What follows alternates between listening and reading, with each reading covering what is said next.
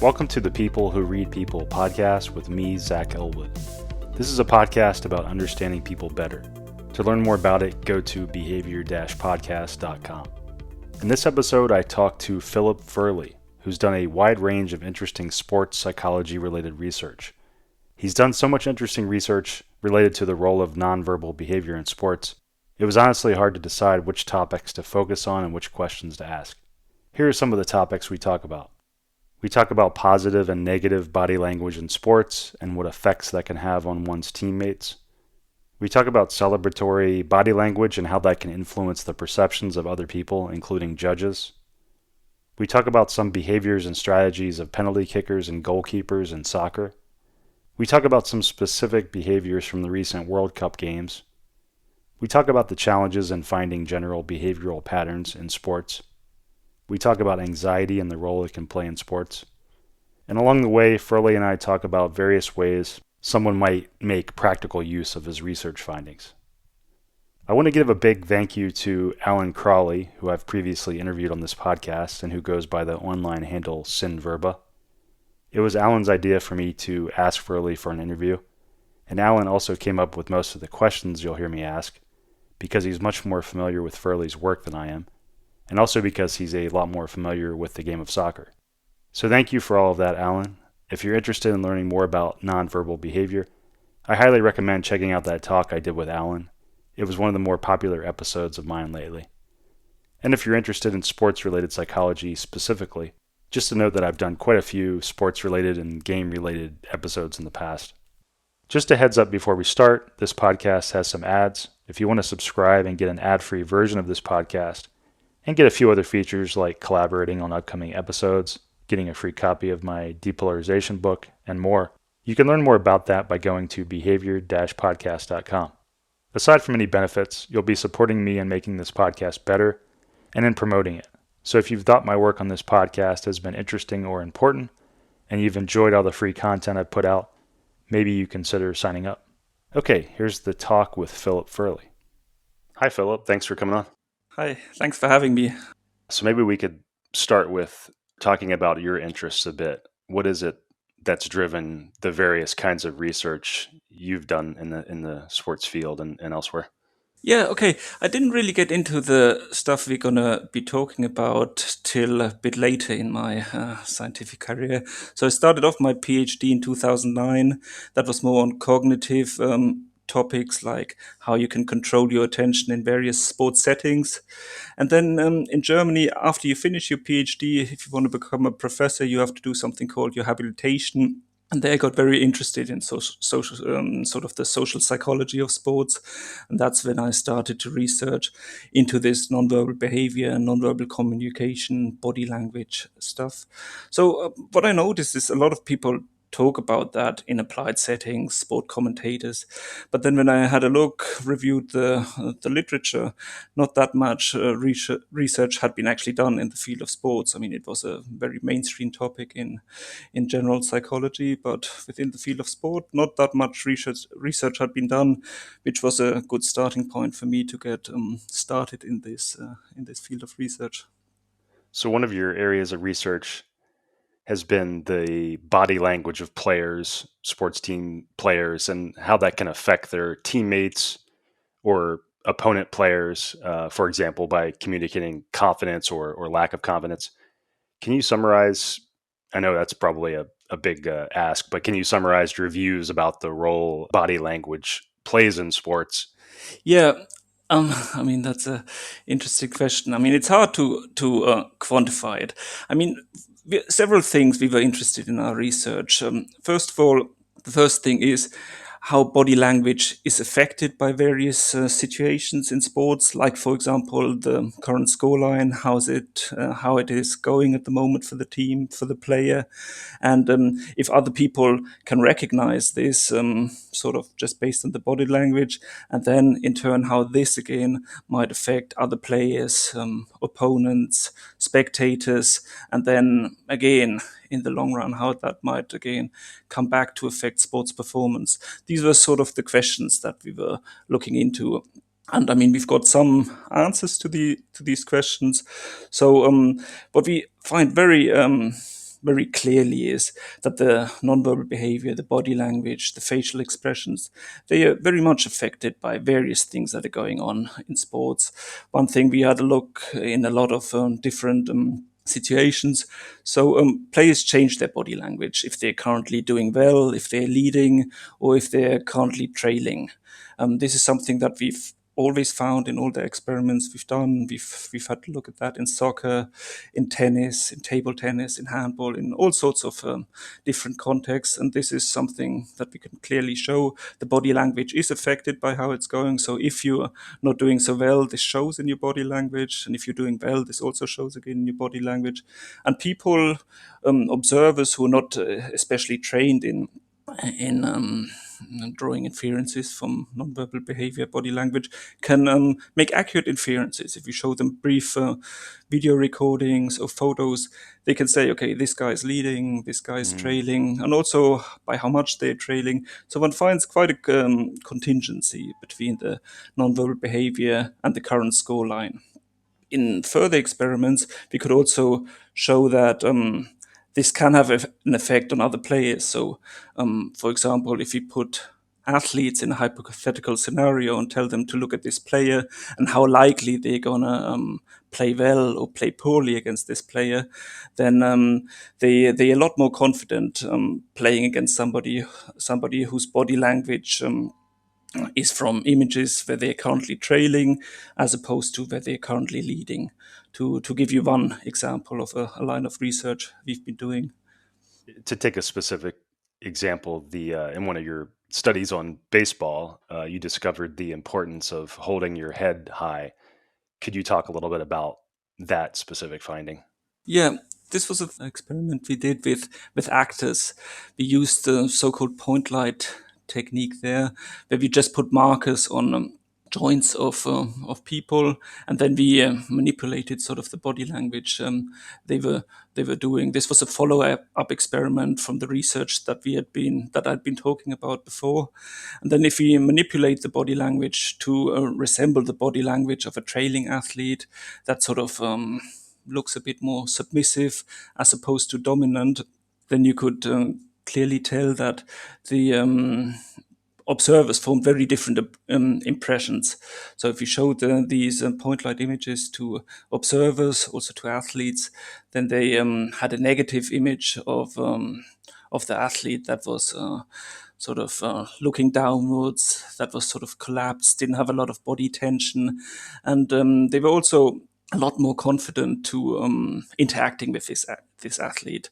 For example, if it was a pitcher, then they were a lot more confident that they would be able to hit the ball, to hit a good strike with the baseball.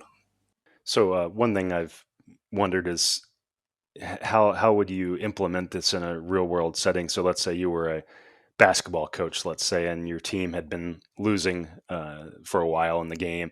If you could give advice to the team, what kind of would you suggest that they change their body language? Would you, and how would you suggest they do it? Would you suggest maybe they just avoid expressing negative or losing appearing emotions or gestures, or would you suggest they maybe fake some Yeah, nonverbal confidence yeah, and things like this? exactly. I mean, it's not a easy question to answer, and one doesn't want to encourage sort of unnatural, and bit freaky Faking? gestures Yeah. and body language.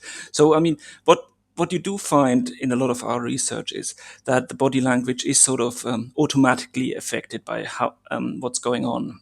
And you can get sort of into a downward circle, huh? That it's going poorly. This shows in your body language, and then this might sort of affect your teammates and boost the confidence of your opponents. This is something that we can sort of simulate in the experimental research that we've been doing, and of course, applied work wants to look how you can interfere in a way with this negative cycle. So, I mean, being aware of what's going on is, of course, a first important step. And then I think it's important to sort of, if you notice that things are going poorly and sort of you're losing tension, and this shows in your expressions, then it's maybe important to sort of take a deep breath, step back, and sort of refocus. Maybe use some positive self talk to get out of this vicious circle, if you want, Hmm. so that you sort of say, okay, sort of kind of a fresh start, gather yourself, and then maybe take a deep breath and try to sort of get into a more positive posture, because one knows there are all these feedback loops. It's not a one-way street. It's not only that the situation affects your nonverbal behavior, but also the other way around. Then there's feedback from your body, and if you sort of intervene here and sort of try to adopt again a upright posture, chin up, and gaze up, then I think you can have positive influences on your body language. But it's not that trivial. Huh? This is something that you do have to probably work on, that you do have to train. You have to notice when something like that's occurring, and then try to sort of break out of this and get refocused. Right, like you were saying, it'd be, I think some people would think, oh, I'm going to fake being, having really positive body language or whatever. And I think, yeah, what you're pointing to, it would be strange to fake that. Like it would come across as artificial. So I think Yes, the exactly. avoiding the obvious, it's almost like you just have to, it's almost like taking the advice of having a positive mindset, and like that will naturally leak out to your body language, I would think. Yeah.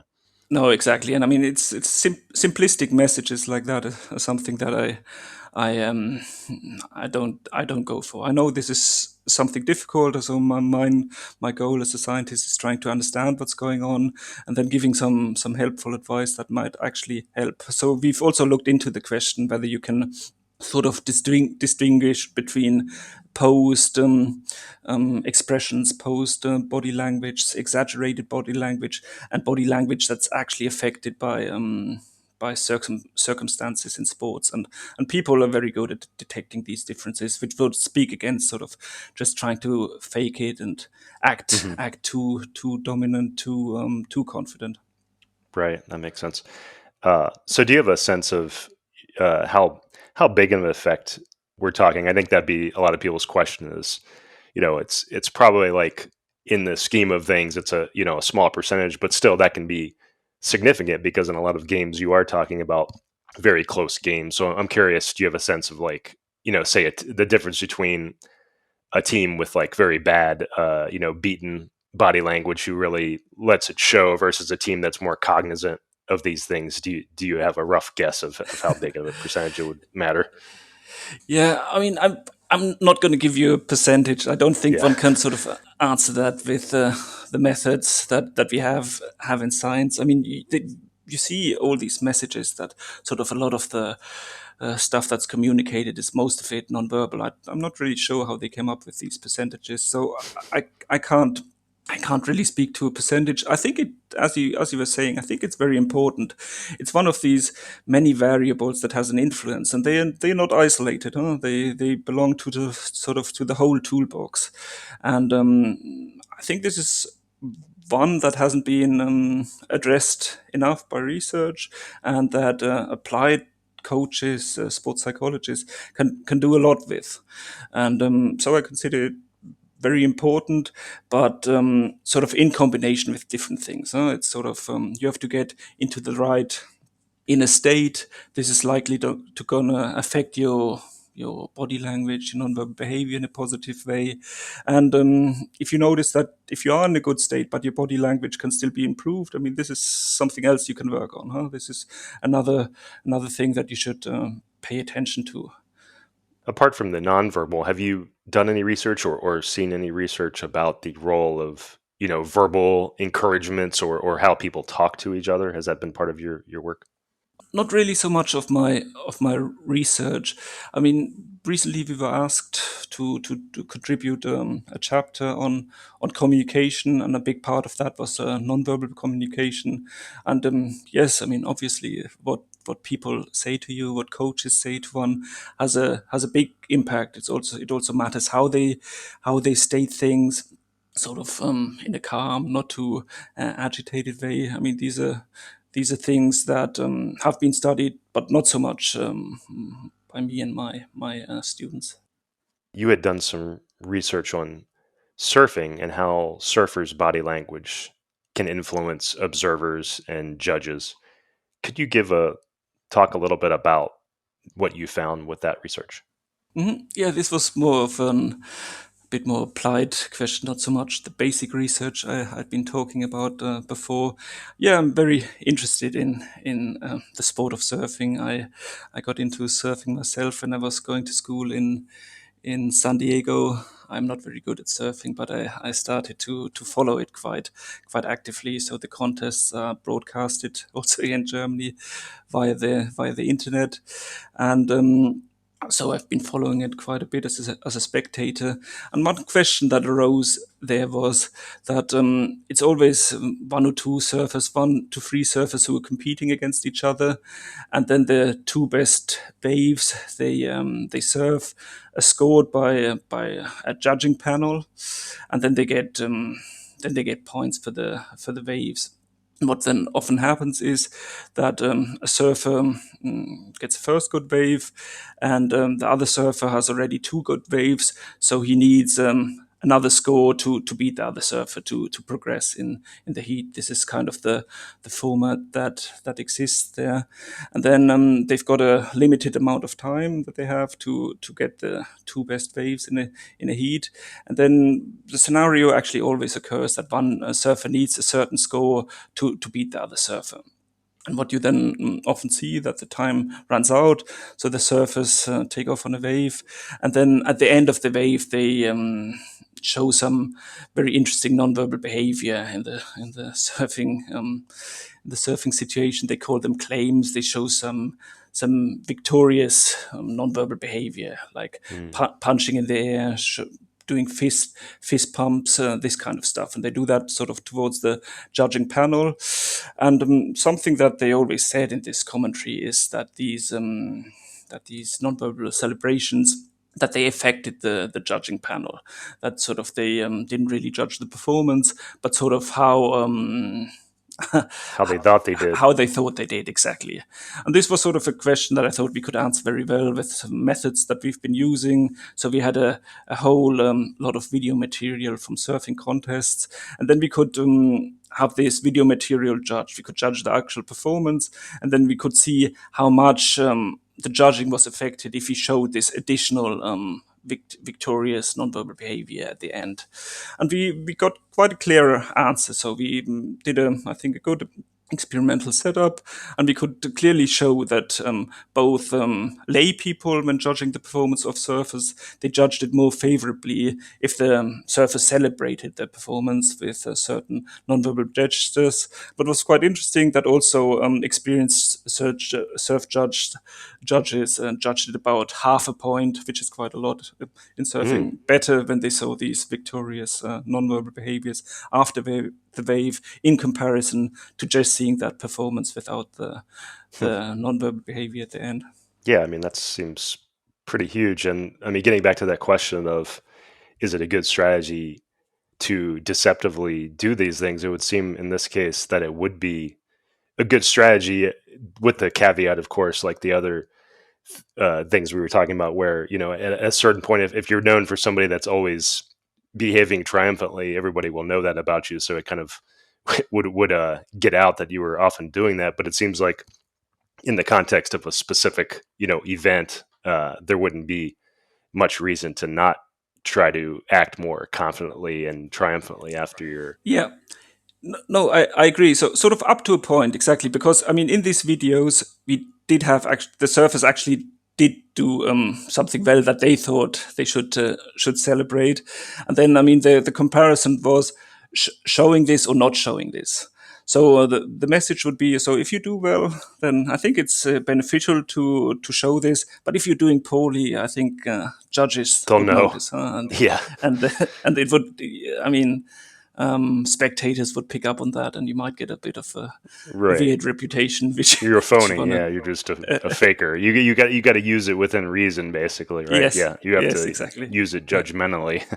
Where like you could have actually been proud of that. yeah. No, I think exactly that's what I would say. That's a good way of summing it up. So if you've done something good, I mean, it helps. It can help to show that to people around you who are watching, but within limits. If you've done sort of okay or not so well, then it wouldn't be advisable to try to fake it. Yeah, then you just get viral videos of yourself Yes, yes, doing a very exactly. bad performance and celebrating, right? It could end careers. I think. So, what about the when it comes to some of the similar kind of displays that some teams do? Like, for example, the New Zealand rugby team does the haka, and there's other teams that do collective exhibitions of unity, hugging themselves, chanting before a match, things like this. Have you done research on how those things affect or intimidate rivals, affect performance? Yeah, not directly. I mean, some research that touches into that. And I think the haka is a very good example. It's very impressive. And I think, I mean, it's something that's grown culturally in the natives of New Zealand. I think things like that have a long tradition in all sorts of cultures with two effects, with two intentions.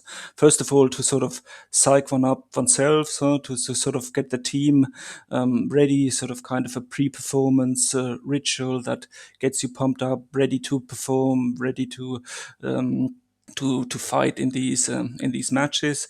And on the other hand, it has the effect to try to sort of intimidate, scare the opponent. And if it's something that's sort of grown with these cultures, with the All Blacks in New Zealand, it really is very impressive, and I've got no doubt that it has intended effects and that it does help the team. But again, I don't think it's enough to sort of say, okay, New Zealand does that, sort of we should start this.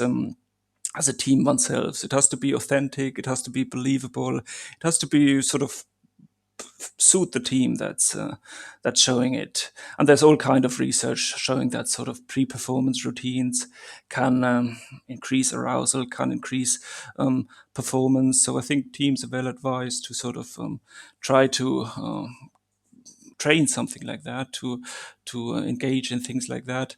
And if it's something like the haka, I think it's likely that it could also have the effect of you know, scaring the opponent a bit, intimidating the opponent, making lowering their confidence.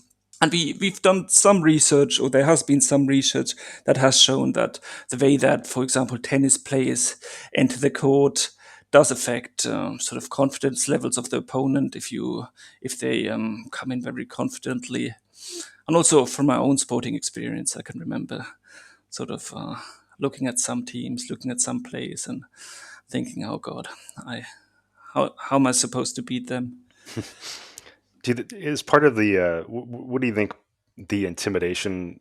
Because it's like it seems like there can be a few different routes of intimidation there. I mean, one of them is just feeling like, oh, the other team gets along better, they're tighter knit, and that can be intimidating. Do you think that's this kind of Mhm. like social perception that they're closer and have more in common? Is that part of the intimidation?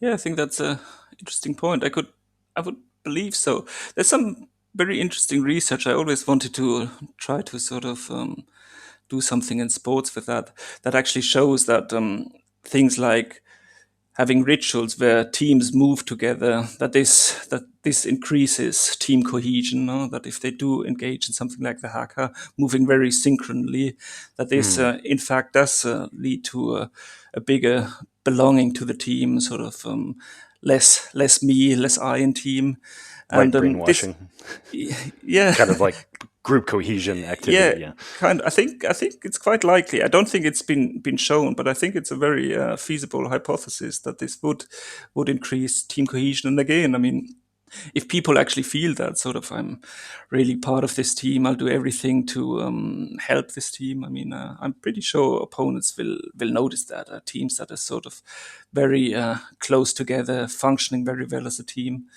One body. Yeah, opponents are bound to observe that. Hmm.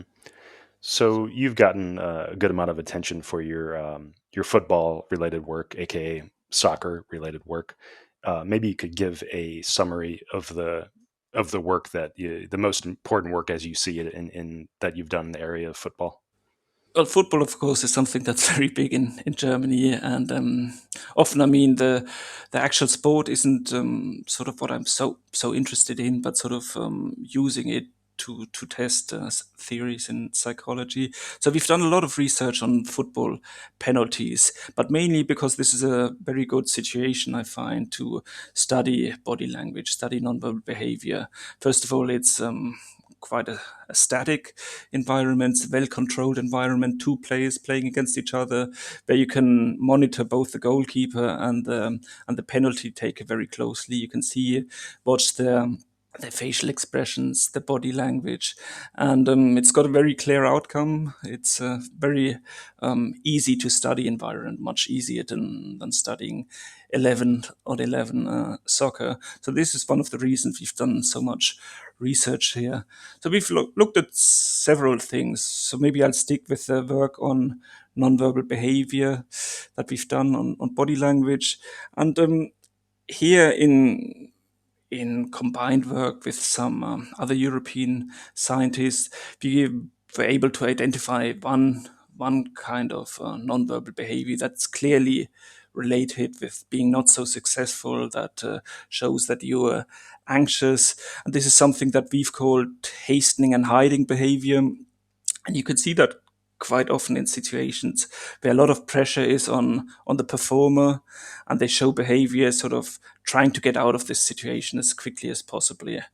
And in the soccer penalty kick situation, you can see, first of all, before very important shots, like in penalty shootouts, when you have to score in order to keep your team in the shootout, you find that you can monitor this hasting and hiding behavior, and this usually shows in the penalty taker when he's placed the ball on the spot, that he turns his back towards the goalkeeper and walks back and then turns around again. So he turns his back towards the goalkeeper, which we say he's sort of hiding a bit in front of the goalkeeper. And then the hastening comes that when the referee blows the whistle, so there's always a signal in the penalty situation, then the players sort of see that a bit like the starting shot in a 100-meter dash, and they immediately initiate their run up. And both of these behaviors That's hastening as opposed to taking their time exactly with the then shot. sort of waiting a bit, looking at the goalkeeper, and you can find that both turning this back and sort of initiating a run up immediately when the referee blows their whistle, then this is associated with poorer performance. And we've also done more research that this creates negative impressions in observers, in goalkeepers, and yeah, has various ways of negatively affecting the performance. Yeah, well, maybe this hastening and hiding, haven't only looked at that in the penalty kick situations. We can find quite a few sporting situations, like free throws in basketball, performance in darts, always been in these self-paced situations. This hastening usually leads to more negative performance. And otherwise, I mean, these are the two behaviors that you could show across a whole bunch of penalty takers, that this seemed to be a general pattern that is negative, negatively associated with performance. Often you find that players show sort of individual things that distinguish only within that player between when they're performing successfully as opposed to performing better. So we don't find very many general behaviors that always are associated with negative performance. It's something that's quite individual, so it makes more sense studying that within a person. This is something that we are doing at the moment because we have been successful sort of finding a facial expression of success, finding a body posture of success or body posture of failure. This is something that seems to be quite individual and something that we couldn't find. So in science, you're always looking for these general laws, but this seems to be something that's quite individual. Yeah, I guess it gets into, these things are often so much more complex than they seem. Like there's Yeah, multiple ways to be anxious. There's like yeah, an anxiety that can cause you to rush something, and then there's the anxiety that can cause you to prolong something. There's yeah. different ways it can play out. Completely. And this is something that was a bit frustrating at the beginning because that's something that we were looking for. But just as you were saying, there are these well-known videos, at least in Europe, with Zinedine Zidane actually throwing up before Mm, before important penalty, but then scoring an amazing penalty, which is clearly a sign that he was feeling very anxious, but he still could pull it together and perform well. So it's it's not as easy as one would like to have it sometimes, that you can find, okay, this kind of behavior is going to lead to that. This is right. something that we haven't found. Yeah, that's actually something I was talking about with Alan Crawley, who helped me write these questions, who researched some of these questions and was more familiar with your work. We were talking about some athletes, some high performers of any area, sports or otherwise, will be more likely to be very calm under pressure. But then there's some people that the anxiety is what drives them to perform well. So there's this spectrum. It's not, yeah, like you say, Yeah, it's not easy to pinpoint like what mental state will lead to what, success or yeah. or failure. But I'm curious, do you have a sense? Because I would guess that the people that are more kind of unnaturally calm under pressure would be more likely to be overrepresented in sport, high performing sports or athletes. But I'm curious, do you think that bears out, or do you think there's just as many people who in sports who are successful that are anxious and driven by the Mhm. anxiety? Yeah, it's an interesting question. I think it would be very similar to the normal population. Mm, At least this is something what one hears from applied sports psychologists, that a lot of very high performers, they sort of dread it very much when an important performance is coming up, but they can still do very well in these situations. They do feel the nerves, they do feel this arousal, anxiety, but yeah, can somehow keep it together. And some people, in some situations, can't. I don't think it's something that elite athletes would be different to the normal population. I mean, obviously, the ones at the absolute best, they are at the absolute top because they succeed in the situations when it matters the most. But I mean, it's hard to pinpoint why that is the case. Huh? hmm So when it comes to the hastening and hiding behaviors of, let's say, penalty kickers, I'm curious, would that be a situation where you would advise avoiding those behaviors, or is it maybe another case of where that those people are anxious, so they're probably going to have the outcomes of anxiety no matter how they pretend to perform. Yeah, I mean, those are things that you also see a lot less now. So the first person who actually spoke about that was Norwegian sports psychologist Guy Jaudet, who we've also done some research together with. We sort of followed up on his work, and he also works with several national teams. And since this has been published about 10 years ago, it's become a lot less. A lot less that you can see that Mm, in the top penalty shootout. So people seem to become aware of that, and this is something that they train, that they try to avoid. That this is something that is not beneficial to performance. So it makes sense to try to build that into your pre-shot routines. Don't show these behaviors. So you can control these things, and like that you sort of have things you can focus your attention on when you're in a very stressful situation that you can control, and that have been shown to be negatively linked to performance. So would that mean in the case of hastening, would that mean that players are no longer rushing as much and they're taking their time more than they did before? And is that helping their performance? Yes, I mean, this is something that you do see, that people in these high pressure situations, that they do work on routines, that they've got a planned concept in their mind that they focus their attention on. And the good thing about that is that it focuses their limited attentional capacity on something that they can control. Put the ball down, face the goalkeeper, take 5 steps backwards, referee blows the whistle, take 3 deep breaths, and then strike the ball in a certain corner. These are things you can control. Has the positive aspect that you don't sort of focus on what might happen when I miss the shot, on worries, ruminations, and sort of it also helps to control these aspects of your nonverbal behavior. So all likely to have beneficial effects in these situations. Mhm. When it comes to goalkeepers, one paper suggested that staying in the middle is the optimum strategy. In another article, it suggested that goalkeepers should distract shooters. And I think you suggested that waiting longer to react may be helpful. In your opinion, when it comes to goalkeeper strategies, do you have opinions on that area?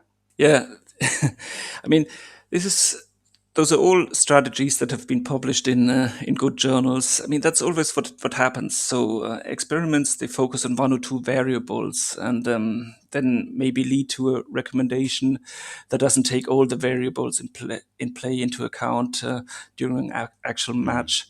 So I mean, staying in the middle. That's, I think, a study of Michael Bailey a couple of years ago, that shows that in the soccer penalty situation, goalkeepers show something like a action bias, because sort of not acting in a situation like that would be something that is socially not wanted. So they tend to always jump into one corner. And that's why goal Mm. penalty takers can exploit this by shooting in the middle, and you can increase your chances by waiting in the middle. So this can be strategy that is helpful in some situations. It should certainly be part of the goalkeeper's repertoire. He should not always dive, but sometimes also stand in the middle. I think that would be Mm. good advice. And then there's a lot of other research. For example, I mean, we did some research that shows that sort of drawing attention from the penalty taker towards yourself by waving your arms or doing some kind of behavior draws attention towards you. And then there are studies that show that when attention is fixed onto the goalkeeper, then sort of the aiming behavior, the shots also tended to be placed a little bit closer to the goalkeeper. So strategy where you draw attention of the penalty taker, then it makes sense to wait a bit longer, because it's not so likely that a very accurate penalty is gonna happen right next to the goal post. Then you can increase your chances by waiting a bit longer and then trying to save the penalty like that. And there's also other research that was done. It was initiated by Rich Masters, who's now in New Zealand, that could show penalty or goalkeepers can also stand a bit off center, sort of they can move themselves a tiny bit off center, so that it's hardly perceivable by the penalty taker. Mm. And then they can't really say that the goalkeeper is off center, but if then they sort of They'll shoot implicit that direction they more. they Yeah. implicit notice something, and then Uh-huh. uh, yeah, statistically significant, they shoot more towards the corner with more plays, and then sort of the goalkeeper exploiting that and then diving to that corner can be a good strategy. That's interesting. So there are all these indications from research which goalkeepers can try to exploit in their behavior. I mean, one important thing that one has to look at, and we've also done some research um, in this area, is that there's sort of two different strategies penalty takers usually take. Sort of the goalkeeper dependent one, looking what the goalkeeper is doing and then shoot to another corner, or the goalkeeper independent one, sort of predetermining where you're going to shoot and strike the ball as hard as you can. And if you hit it properly, then the chances of the goalkeeper are not so good. So the goalkeeper has to try to identify which strategy the penalty take is likely to take. First of all, by studying this penalty taker, which is his preferred strategy, and then there are behavioral cues that indicate which strategies he's gonna take. For example, run up speed is one. If he runs up a bit slowlier, then it's more likely he's gonna do the keeper dependent strategy. And I mean, this is all something that goes very fast, but Mhm. these are little bits of information that can sort of help to increase the chances of saving a penalty kick. So if you see that the penalty taker is going to take a keeper dependent strategy, then it's advisable to wait as long as possibly, get him nervous, sort of the goalkeeper's not deciding, and then trying to react to that. These are sort of pieces of information that you can use, and if you know a penalty taker usually takes a keeper independent strategy, then you can try to do this off center technique, stand a bit away from the middle, and then research shows he's more likely to shoot the open corner and then jump as hard as you can to the other corner. Like that, you might be able to increase your chances a bit. Yeah, regarding that, I wanted to read a quote from apparently the only goalkeeper that stopped a penalty from Messi during the World Cup. I'm not sure how you pronounce his name, Szczesny, maybe. He said, now I can say that I knew where Messi would shoot, but at the time I wasn't so sure. Leo looks at the keeper on some penalties and hits hard on others. I knew that if he was going to hit hard, it would be more to my left. I saw that he was not stopping, so I went, I sensed, I defended. End quote. So he had studied Messi and discovered a bit of a pattern there. But I thought that was just interesting for being related to what you were saying about studying it when you can, if you think there's a pattern there. Yeah, and I think that's a nice anecdote, sort of speaking to that. I think you can find individual cues within a player that would point to sort of likely behaviors he's going to adopt. Like the one that the Polish goalkeeper recognized in penalties run up.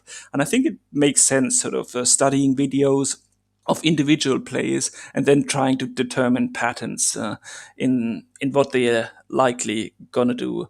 This makes a lot more sense than saying, okay, sort of having a general strategy over all players. I think it's these nonverbal cues are much more likely tells if you study individual players.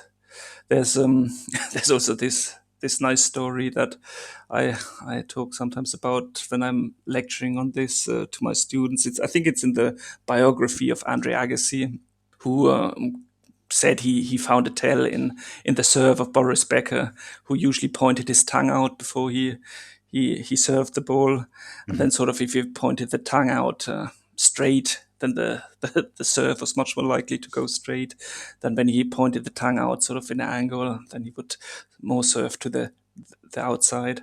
And I think that's also quite a nice example how individual players study the mimics, the nonverbal behavior of opponents, and can find patterns. But sort of we as researchers have found very little patterns that always point to a behavioral Mm-hmm. outcome following a certain nonverbal behavior. Yeah, it's complicated. I'll throw in there too that I did a previous episode. I interviewed a tennis coach, Carlos Goffi, and we talked a bit about that Andre Agassi, Boris Becker tell. I'll just throw that in there. But yeah, it's difficult because there's so much variety, and in a lot of cases, the practical approach is just to play the most game theory optimal approach because kind of all the factors that can kind of break down and you're left with just like, well, I should just do the best strategy for this moment regardless of what the other person is doing or what I think. Mm. Yeah. So there was a recent controversy over Argentina goalkeeper Martinez during the World Cup. What's your opinion about, if you know about it, what's your opinion about his verbal and nonverbal methods of distracting Netherlands and France's penalty shooters? He got a lot of bad press about it, and players certainly liked him less. And on the other hand, I mean, if the main goal is to be successful, he was very successful. But this is something that I mean, I don't like to see. I mean, it's borderline unfair what he did. I think. I mean, he used behavior that was sort of at the limits of what's allowed What was he to doing? well, he was trying to distract the penalty takers every chance he could. Huh? I mean, he did that. What I was talking about before, sort of getting the attention of the penalty takers, trying to bring them out of their routines, Mm. and very vivid behavior that. Was it like Yeah. offensive behavior, or was it? No, well, it I wasn't. actually. It wasn't actually offensive behavior. I mean, he Mm. was he wasn't showing gestures that are actually offensive, not allowed, that have to be sanctioned. But it was sort of the whole time at the border of what is allowed. Mhm. And yeah, I mean, and then also, of course, when they received the vote, he was also behaving badly. So in general, I mean, he he performed extraordinarily well, but I mean, he'll only be remembered for this bad behavior that he showed there. And it would have been nicer to win to win Mhm. without that, I would say.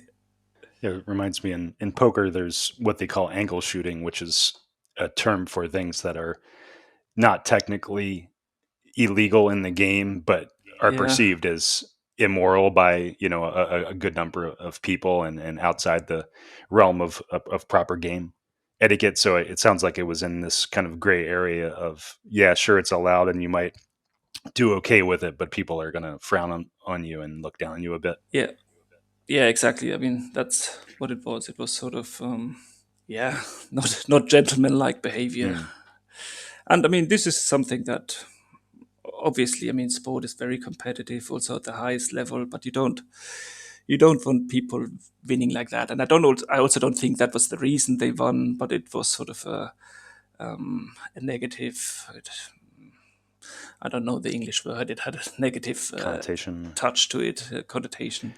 Yeah. So in one of your in a 2016 study, you found that when the nonverbal behavior of the referee is perceived by viewers as less confident when they decide a foul, for example, players were more likely to argue with the referee in contrast with when he called a clear foul, when his body language was more confident.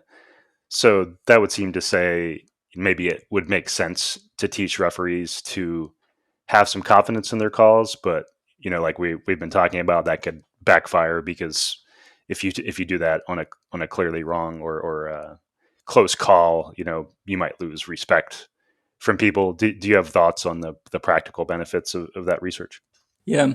So it was several experiments we did in this paper. So the first we wanted to sort of check. I mean, we thought referees would be a good group to do research on because they actually get trained in this facet of nonverbal communication. They get seminars and sort of nonverbal behavior experts come to them, trying to teach them to communicate their decisions in a confident manner.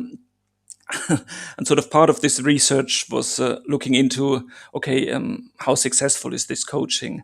And what we did there is we recorded, or we took television recordings of referees, and we knew, of course, the situations that they were communicating, and so we could distinguish situations that were absolutely clear. So we tested that, and situations that were not so clear. And what we did then, we had people rate the body language of the coaches, and there we found quite a clear pattern that when they were communicating ambiguous decisions, difficult situations, their body language was less confident, sort of speaking in that direction. That we do have this automatic tendency when we are not so sure about something, that this shows in our facial expression, this shows in our body language, and Hmm. this is something that people are equipped with. This is sort of comes with the evolution of people. We do communicate how we're feeling inside, even if we don't want to. This was sort of an instance of that in this first line of research. And what we then did is sort of we created a hypothetical scenario again, and then showed different videos of referees who just given a yellow card or a red card or given a penalty, and then told players, okay, this was sort of a 50-50 situation. How likely would you be to contest Mm. the call of the referee? And there you could clearly see, okay, if a referee in was from one of these videos where he was communicating an ambiguous situation, but the people in our study, of course, didn't know. They were a lot more likely to argue, to debate with the referee, showing that okay, yeah, we do have this natural tendency of showing how we're feeling inside, and this can have negative consequences on the playing field. So the referee might be more likely to lose control of the game.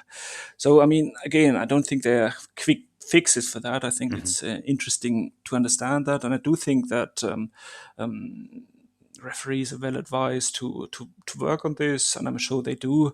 And yeah, one does have to find ways of then sort of interacting with the players, even if you are not sure in this situation, by trying to communicate it, communicating it in a confident manner, but also sort of being authentic, Hmm. and sort of then trying to create understanding in the players, sort of maybe telling them, talking to them why you decided like that.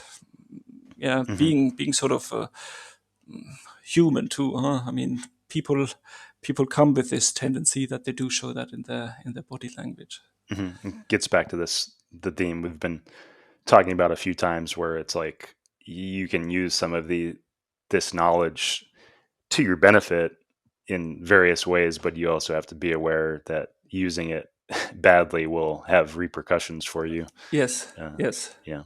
And exactly because, I mean, humans aren't perfect. Huh? I mean, referees are getting assistance now from technology, which I think is a good idea. Huh? That you can't see everything that's going on the pitch, and then if you have methods of reinsuring yourself with a video assistant referee and things like that, that's beneficial. Huh?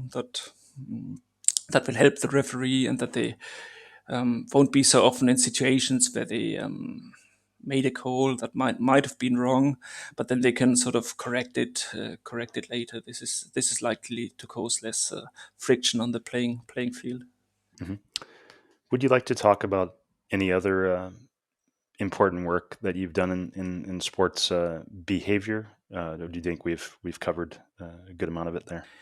Yeah, I think we've talked about very interesting work. I mean, can maybe talk a bit more about ongoing work that we are also doing.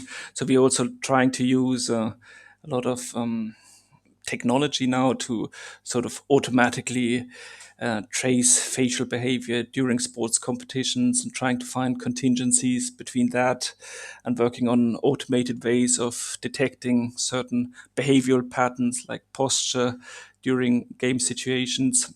This is something that's interesting. That's also a lot of fun, but we're still quite at the beginning of that. And also, I mean, here, for example, I think you mentioned that you also have a poker background. Is Hmm. that correct?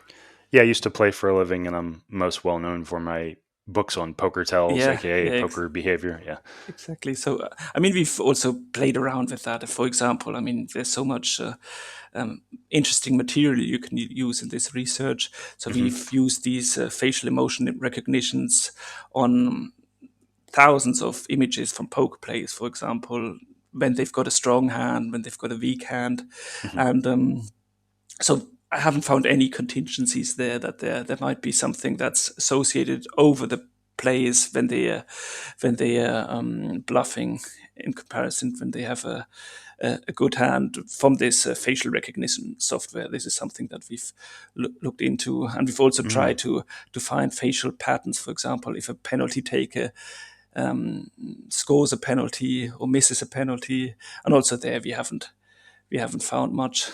How can people keep up with what you're doing now? I always try to publish the work that I'm doing. I mean, that's always slow. Hmm. The Hmm. scientific publishing always takes quite a bit of time. I upload all my studies on ResearchGate, Mm, okay. so at least if the journals don't don't get rid of the articles again due to copyright things. But people can also always send me an email if they're interested in the research, and I can send them copies of the papers. If you do ever want any help on the poker related research, I've written some critiques of past poker studies. I've also helped people who've done poker behavior related studies. So just throwing that out there, if you ever just want some help on anything, Yeah, let me know. that'd be actually really interesting because, as I was saying, at the moment it was more playing around. We've got interested students who wanted to do that, and it's quite easy to get some of the footage. Yeah, I'd be very interested, and I'm always looking for interesting avenues for new research. Yeah, I've always been surprised there aren't more studies where involving poker, because it's such a interesting and very formal environment to study some very specific behaviors. And I think, well, one of the reasons is it's hard to set up the game, and to do your own setup of a game is difficult. Has a few factors there, but yeah, I think it's a great opportunity for studying very specific situations. Yeah. Yeah, I mean, especially the nonverbal behavior. Huh? I mean, this is something, Hmm. of course, that you link very much with poker. And what I find great is that you've got all this video footage, and if you set that up well, I mean, it's actually all there, and we've got tools for analyzing facial behavior. We've got tools for analyzing body language, and it's just interesting to yeah, gaining a more systematic understanding. And at the moment, I'm quite confident that you don't have these universal tells or something, but you can find interesting patterns within an individual depending on the situation. Hmm. Hmm. I will say, just not to get too much off on a tangent, but I will say the big challenge with using the footage that's out there is that one of the most important places to find poker tells is when someone has made a significant bet, and then in televised poker footage, the usual editing or directing approach is to cut away from the person who has just bet. Okay. So that's one of the most frustrating things Okay, for me as someone who's that's interesting. made Yeah. videos, is like they always cut away at the most interesting part when you want to study the person who's just made a significant bet. So anyway, not to get off on a Yeah. tangent, but No, but that's good. Yeah, there can be challenges there, and yeah. I actually said that in my Poker Tells video course, because I use a lot of televised footage in that, and I say, like, Mm, it's frustrating because I would have a lot of things to show you here, but I mm. can't because they always cut away from the players. Anyway, uh, but this has been great, Philip. Thanks for coming on, and I really appreciate you taking the time. Yeah, thank you very much. It was a lot of fun, and yeah, very good questions. That was sports psychology researcher Philip Furley. This has been the People Who Read People podcast with me, Zach Elwood. You can learn more about this podcast at behavior-podcast.com. If you enjoyed this episode, just a note that I've done quite a few sports-related and game-related episodes. I've done talks on reading behavior in American football and tennis and mixed martial arts, and a couple episodes on poker behavior. Thanks again to Alan Crawley, also known as Sin Verba, for his research and help with this episode. If you enjoy this podcast, go to my website, behavior-podcast.com, for some ideas on how you can show your support. There's an option to subscribe to get an ad-free version of this podcast. Please consider sharing episodes with people you know. That's one of the most appreciated things you can do to help me out, just sharing episodes you like. Okay, thanks for listening. Music by Small Skies.